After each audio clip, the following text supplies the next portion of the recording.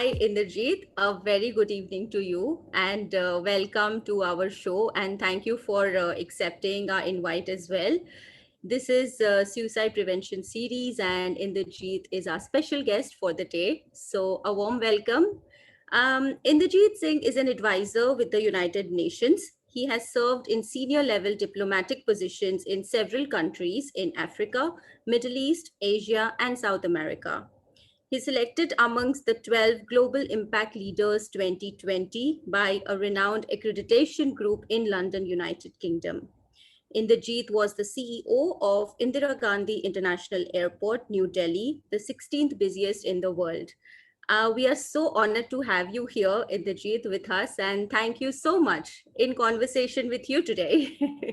Thank you, Mansi. Thank you first for inviting me today on this prestigious platform of GMHA, where you are the CEO, the founder member, for a conversation on topics so very relevant in the present context. I mean, it is relevant always, but the kind of pressures under which people are working or surviving really during this period, it becomes even more important. I have with interest and admiration noted your commendable initiatives and watched several of your sessions of Let's Speak Up. I like the caption very much, Let's Speak Up. The immediate last being the sixth one, the sixth episode, as part of the Suicide Prevention Awareness Series under the aegis of GMH Foundation, which is an offshoot of GMHA, with the indulgence of some highly accomplished, best-known educators as panelists, moderated by our own Gayatri. Your own one-on-one interactions like this one today on the subject with some professionals notwithstanding. You're welcome to ask me questions now, and yes. I'll attempt to answer to the best. Of course, absolutely. No, we are proud and privileged. And this is Mansi Dhulakia, chairperson of JMH Foundation here today. First question, you have been the czar of aviation field. We wish to know so much more from you about aviation. Can you describe a little bit about your field and, give some insights on it to us today? Sure. Let's start with that. I think it's a very important question. First and foremost, as you probably know, that aviation is not a self-serving industry, but it is a catalyst or a support system to several other industries like tourism, trade, and commerce. So we at the end of the day, we don't produce cars, or we don't produce wine bottles or anything like that of a consumer content, but what we offer is service. So customer service and dealing with people, you understand how difficult it could possibly be. So first of all, we all in our industry feel the need for having a good, strong mind and a robust kind of health situation and mental situation, both, and a good combination of the two to sustain and grow along with it. The significance and role of aviation sector cannot be overemphasized in view that the 17 United Nations Sustainable Development Goals, SDGs, also known as global goals, which you are very well aware of being a UN supporter and quite an active member there. It's a blueprint to achieve a better and more sustainable future for all by 2030. You know that the blueprint was drawn in 2015 with the intention that within 15 years, they would try to meet these 17 sustainable development goals for a better world. And it is very heartening and encouraging, inspiring to us in the aviation that of the 17 SDGs, 14 of them depend on the support of aviation. It's not me speaking as an aviation person, but it is officially recorded that, let us say, vaccine is a medical problem, but distribution of vaccine around the globe is again transportation, and you can't do it without aviation. If there is any disaster somewhere, the relief that you provide is through aviation. I mean, anything, if it's medical evacuation, again, air ambulances and all those things come in. So I can't, I mean, we can keep on going on and on to speak about those 14 SDGs, which totally depend on aviation, of the 17 SDGs that the United Nations wants to fulfill. So that in itself it informs you all the need for a robust aviation system to support. So that is as far as the aviation, role of aviation in our lives and in the world economic order is concerned. And I may add that aviation alone contributes 4% of the global gross domestic product. So Right. that's an awesome amount. Yes. And then since tourism totally depends on aviation, and tourism alone has lost 2.73 trillion US dollars in last 1 year. So, if you were to add that, and then the high value commerce depends on aviation, like jewels and so many low volume, high value Yeah. stuff depends on aviation. So if you are to put all that together, this Yeah. figure of 4% may go and touch about 20%. So, Yeah. our sector is really supporting the global economic order. And when we were at a setback last year, you can imagine how much the economy of the world has gone down because of Yeah. aviation and Yeah. its supporting role. Yeah. Absolutely. No, thank you so much for that insightful answer to, a very vast topic, but you have summarized it very nicely in few words what aviation is all about. Since this is a suicide prevention awareness series, my next question is, we wish to focus on mental well-being aspect of aviators. So how do you guys look after yourselves among such pressurized environment? Right. You very rightly use the word pressurized environment. I mean, I've been the CEO of one of the 16 busiest airports in the world, and it was like a pressure cooker. And it shows, I mean, in those 3 years, I lived 30 years, I guess. But then those 30 years were very, very productive. I mean, that has helped me being at the helm of the affairs to understand right up to the nitty gritties of aviation. And by nature, I've always been wanting to learn more and more. So I never missed an opportunity. Even there were people who were directly involved on all these things. It's about 17,000 people working at that particular airport. So we had heads looking after every section. But I thought that would be an opportunity to at least understand everything. So when you give a command at a certain stage and then people look upon you to receive an input, it should be authentic. It should not be what I read in the books, but it should be right what I have learned from the ground. So that being my first important field appointment at a major airport, I took that opportunity in 3 years. I said, I'll spend 30 years in 3 years, but I will learn. I'll work round the clock. And that honestly has helped me all my life. Beyond that, it was no looking back. So I confess, like you said, it surely is a high pressure zone where we work, and we work round the clock. And somebody has very rightly referred to aviation as the global eyes, which do not shut.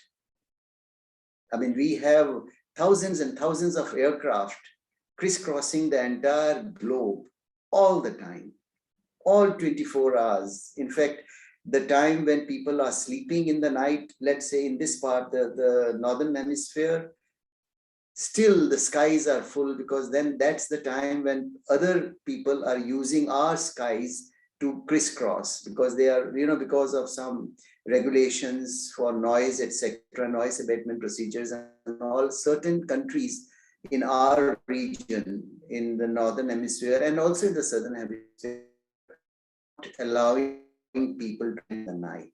So, but they are flying all the time. You see, the traffic is all up there at 30,000 feet. So our people, whom we call the eyes, are all the time watching each and every aircraft. So, it is a very stressful job. But then I must also say in the same breath that we are trained to handle that. It is like, let's say, a doctor's viewing. be in touch with doctors and the warriors, as you call them, the doctors, the paramilitary forces, police, and all that. It's a very stressful job, and then they work in odd hours in inclement weathers, where it's raining or it's heat or cold. They don't have to care.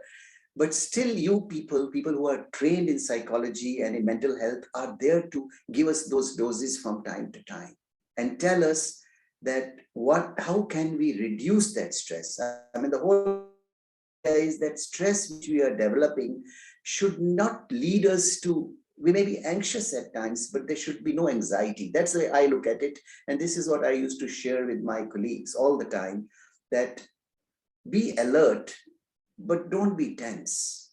Because when you are calm, your productivity goes high. The level of confidence which your subordinates or juniors have, they also feel that there is somebody to look after us. And if he is excited or he is disturbed, then it is very, very infectious. If the leader or the heads of the departments are tense, it goes down the line. So the whole idea is that we understand that we are in a pressure cooker, we are working in a high security zone, but then we are looking after the lives. I mean, that is motivating to us, that we are hoping that we would be able to save lives all the time. Still, we have incidents on the ground. We have near miss accidents in the air. But with all the technology that we have and the experience behind the air traffic controllers, which is the most vulnerable section at an airport? Okay, there are two sections, I must tell you, Mansi. One is the air traffic controllers. Of course, we all are, but directly under the watch of radars and all that, they are the ones. And then there are these engineers. That's another very important segment in our airport operations. See, what you see, Mansi, and the people is the terminal building. But that is just about, I would say, 10% of our attention. So what you see there, those lovely carpets, chandeliers, and all those equipment, so the security, the immigration, the health, and all that stuff is just one tip of the iceberg. What happens behind the scene is where all these people come. Air traffic controllers, when you land, you see a very nice, fancy, tall building called the air traffic control tower. But the people inside are really, I won't say tense, but alert. Anything, because you see, we have three types of crisis. You know that very well, namely developmental crisis, existential crisis, and situational crisis. I mean, if you were to see all these crises that really lead to mental problems are these crises. But we will try to focus on situational crises, which are relevant to our context in aviation. Okay, so situations just develop. They don't come with any notice. Okay, a tsunami also, you get a notice of 24 hours or maybe 36 hours. It's heading. The sea, the waves are heading towards the land. So you make some preparatory arrangements. Okay, but here it's a split second. Within a few seconds, you have to handle situations. So the whole idea is to keep it cool, be alert, be anxious without any anxiety. I mean, that's the sum total of our working at an airport. But as I mentioned, the two most vulnerable are engineers, you see, who clear the aircraft to fly. You see, they have a very important responsibility to certify that for this particular flight, the aircraft is perfect. I mean, it can go. So they have to certify it. So they don't have to go into each and everything, because then there are checks which are very precisely and accurately done at a very specific periods. There are everything like 1 month, such and such check, so many nautical miles, then the check and all that. So all that is done very well, but still you have to, with your signatures, have to say, yes, checked, it's fit to fly. So these two sections are very vulnerable. They take the brunt of the pressure, and they are actually our shock absorbers. And we thrive at an airport, the other technical people, to see that they are comfortable. So my aim has always been to keep the ATC people very, I mean, it's not my choice. There are certain rules and regulations laid by International Civil Aviation Organization, which is a UN body, as you mentioned in the beginning. So I belong to that. So we have rules that every 2 hours, the air traffic control tower the controller would leave the cabin, the topmost glass cabin, come down one floor, and we have all those essentials there for him to relax, like there'll be music, there'll be some refreshments for him or her. And incidentally, ladies are air traffic controllers, and they make very good air traffic controllers. One, because they are polite. Number two, I personally think mentally they are more stronger than men. So I mean, that's my experience at the different airports. They don't get ruffled as soon as men get. They have some inbuilt kind of resistance and resilience, which is very important. So we have a fairly large number of ladies now who are in the air traffic control towers. And they are polite to talk, because you see, when there is a crisis in the air, the pilot is also tense. So at that time, if there are sparks on both the sides, at the receiving end in the air traffic control and in the cockpit of an aircraft, it would be a disaster. So I've seen things moving so smoothly. I mean, I used to spend a lot of time again to learn as to how these people manage themselves. So these are the two most vulnerable sections at an airport: on the ground, the engineers, and in the air traffic control tower, the air traffic control people, and of course the pilots in the air. I mean, these three work together to make sure everything goes well. Yeah, yeah. Wow. Wow. I feel like, so in my head, I was having the entire tour of the airport and all these sectors and Yes, sections that you were yes, speaking about. yes, So very, yes, very interesting. Very yes. cool. And if you allow me, I want to add one more thing, Yeah. that any incident or accident in aviation, either on ground or in the air, instantly makes global headlines. Yes. God forbids, if there is a rail accident, if it happens today, by evening people forget. Right. More people, unfortunately, may have died there. Yeah. About say 700, 800, the 1,000 people that are going, Yeah. or on a cruise, if a cruiser, I mean a ship sinks. But when something happens to an aircraft, Yeah. it makes sensation. Today, if I was just to say 9/11, instantly the image of those two towers would come to Yeah. your mind. Yeah. You would, in a flash of a second, you will see those two aircraft heading Had and hitting hitting. the two Yeah. towers, Yeah. and the smoke billowing out of it and the flames coming. 20 years back it happened, Mansi. But Yeah. today also, the moment I say nine, you remember 9/11? The image is alive. Image is alive, Yes. and it happens to me. And Yeah. I used to make it a point that wherever I was appointed, I used to show them. Right. It is, but we are used to seeing such disasters. So when they see how people to survive jump out of 80th and 100th floor outside from the window, Yeah. falling down like rubbles, then you understand. And then I used to say that, look, who were the most glorified people there? The firefighters. Yeah. You see, the number of firefighters who got awards and Yeah. all sorts of recognition, Yeah. nobody else got it. So that used to motivate some people and say, of course, yes. I mean, and we have not forgotten, but we are very proud that Yeah. after that incident, we learned so much that today, when you board the aircraft, you don't think of security at all.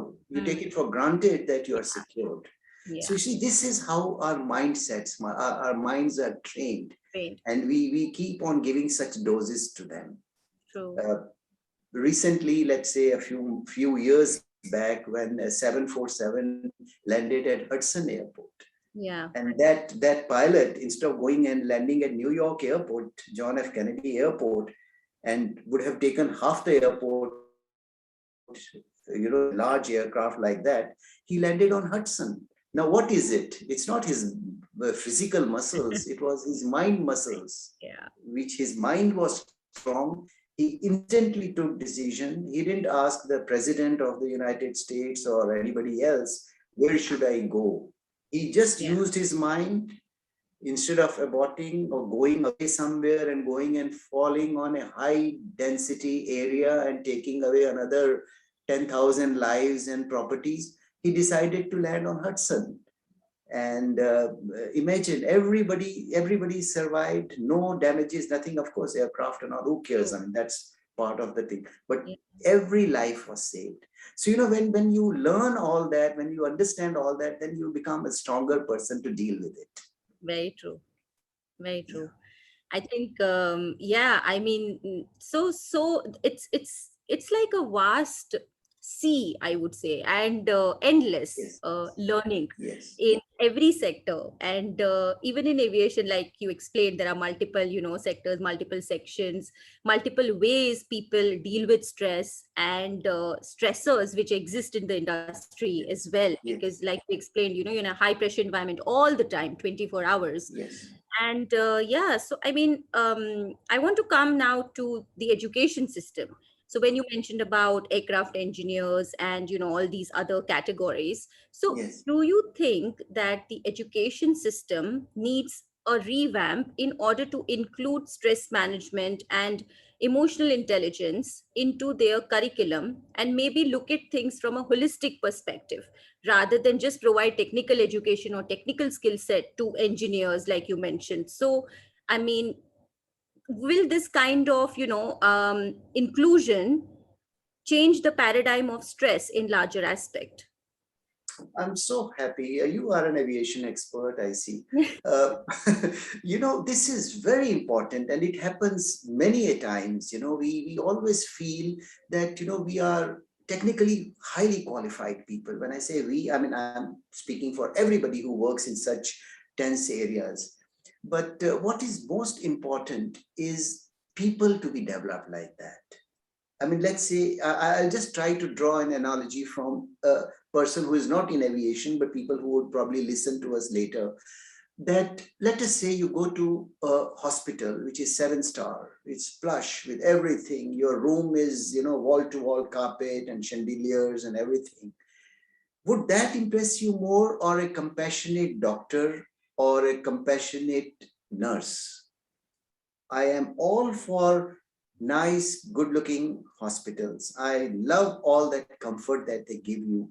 But the maximum comfort that you draw is if you have a doctor who is compassionate, he has empathy over what his technical expertise is. Okay, that we check before going to the hospital. You go to internet and see, okay, Dr. X, this is what people have to say about him. So, and then the reputation of the hospital. These two things you look at if you're going for a major surgery.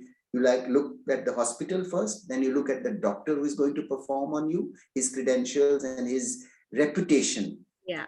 Not about what all is available there, what kind of food they serve, or what kind of cutlery they give you. All that is important, granted. But then what is the focus is on people.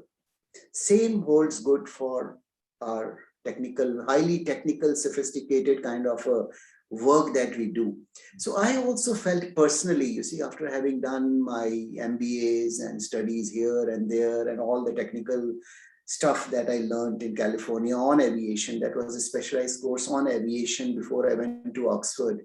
And then in my advanced management course, they taught us about behavioral skills. Right. And I opted to learn emotional intelligence Right. because I said I'll never ever get this opportunity to learn. And at that time, what you asking today, I felt that it is imperative that our education system changes so that they don't give you such doses when you are already 30 years old. It should come when you are 12, 13, 14, 15, when you are just at the threshold of leaving the school Yeah. and getting into college, or maybe even in the school at the 7, 8, 9, when you are about 16, 17 years old. This tell you as to what is, how to control your emotions. Now here we are talking of emotional intelligence. We're not talking of emotions. Okay. So how to balance your technical knowledge and your behavioral skills that you pick up. So I would strongly recommend you also being an educator, and these days in your course, you are calling, in your sessions, you're calling top-notch educators. I often see them there. I think they should put a lot of pressure on the system Yeah, to ask to inculcate in the people not only the physical health or their mental capability as far as technical concern, but also on the soft skills. Though I don't like the word soft skills, I always refer to them as power skills. yeah, Soft skills is like being nice and being kind. I mean, that yeah, is fine. yeah, But important is to understand the crux of the matter yeah, and put it maybe softly, put it in a nice way. Because when I joined the United Nations, we had a 6 months course of international diplomacy. right, And they told us one thing which still rings in my mind, that you are going to different parts of the world, they used to tell us.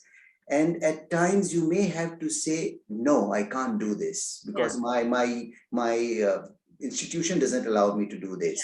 Or we don't have funds to spare for what your request is. It could be the minister, it could be the prime minister. yeah, But you may have to say go to hell, but say it in a way that he looks forward to going to hell. I mean, this is where the soft part of it yes, comes. You don't have to be rude to say no. no, At one time, diplomacy was to be nice person, soft spoken person. No. yeah, Today we are talking of economic diplomacy. We yeah, are talking of intelligent diplomacy, where I can convey even negative sentiment in a positive way. So this is what it is. I mean, that's why yeah, what you mentioned, that we must definitely introduce, and you used a beautiful word, paradigm. So there has to be a paradigm shift in yeah, our way of looking at education, yeah, in our way of even thinking, in our way of actions. Everything there has to be a paradigm shift. And more so, this particular pandemic has taught us lessons that we have to now reinvent ourselves. We have to reorganize our thoughts. We have to reorient or rediscover ourselves, and come out as a better version than what we were a year back. yeah, yeah. No, absolutely, absolutely true. I think the NEP implementation policies will definitely help move in that, direction slowly. Yes, yes, um, India always has had a very strong policy structure, but yes, when it comes to implementing things, yes, things don't always follow in that vision or yes, version how it yes, was planned. So absolutely. I think is needed, and that is what you rightly said. We are working towards as well. Very good. So yeah, I mean, I'm just very happy to say that when a few days ago, so I'd approached some of your aircraft engineering colleges, Okay. and I said that we are doing our free anxiety and depression awareness workshop for young students, Yes. and they were very happy. They said, Yes. yeah, I mean, it's required, it's needed, and you're more than welcome to come and Yeah. provide the workshop to students. Yes. Yes. I am so happy that now at least these conversations around mental well-being and mental health are so openly understood, I mean, and taken forward in a positive way. I mean, Yes. destigmatizing these conversations is very, very important. Yes. And I'm very grateful and thankful to you because you are such a passionate mental health advocate. I have seen you talking on various panels, various versions, and always you include the psychological aspect of things, and you always have a fresh new perspective to give. And I love that. So, Thank thank you. you so much, Inderjit, Thank you. for Uh, coming here yeah. today. One thing, Mansi, you should do when you are addressing these students, because you see, a lot of students are even depressed. That Yes. maybe we would, we are working, we are struggling, we are spending money to learn. Would this be productive? Yeah. You can tell them, and I think 9/11 is an excellent example. Yeah. When 9/11 happened 20 years back, people thought, the aviation people at least thought, that we are doomed. Yeah. Even now, there are many layoffs, there Yeah. is cut. Let's not overlook all that. Yeah. But we bounced back in 3 years. Yeah. So in 2004, 2005, we were more traffic than what we had pre 9/11. Right. So you have to convey this message by quoting such Yeah. examples of 9/11, that never say die. Yeah. Don't think This is like a hiccup. This is like a speed breaker. It's come, it has affected aviation as it has affected all walks of life. Yeah. Okay. Yeah. So let them not feel they still have to put their best into their education, try to be good engineers, good air traffic controllers, so that tomorrow when things become normal, they are becoming normal. You can even tell them that now we have almost touched 56% of the 2019 traffic. So there is just a matter of 1 or 2 years that we will be 100%. Of And course. now I think it will be much faster because a lot of people who were under house arrest, the moment it will be said, okay, it's safe now, you had vaccine, Yeah. countries are opening out, go Yeah. and travel. I think your first priority would be just pick up wings and start flying around I think because you know, just yeah, pick up a backpack and go. That is how it's going to absolutely. be. Everybody has packed their bags. They all just waiting for a signal to take off. Yeah. Okay. All So right. fantastic. No, thank you so much, in the Jeet, and thank you so much for having this conversation and Thank you. for, I think, giving a fresh new perspective on everything. I think all the topics that we Thank covered. you. So Thank thank you very much. Thank you. You touched upon all the essential topics. I'm so happy that you had very good questions to pose, and thank you very much for thank that. Thank you. With that, I end this episode and keep watching and subscribing to our channel to see more such interactions. Thank you so much.